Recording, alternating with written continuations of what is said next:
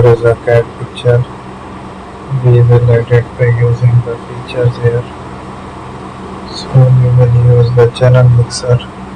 In Photoshop you can edit your pictures, create the designs, make the unique structure, add a filter from the filter gallery.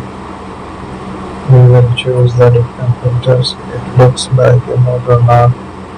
We will try our best to make it a realistic design by using the paint around it.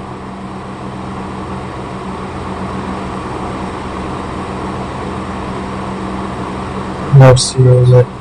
I will use a shape and designs there.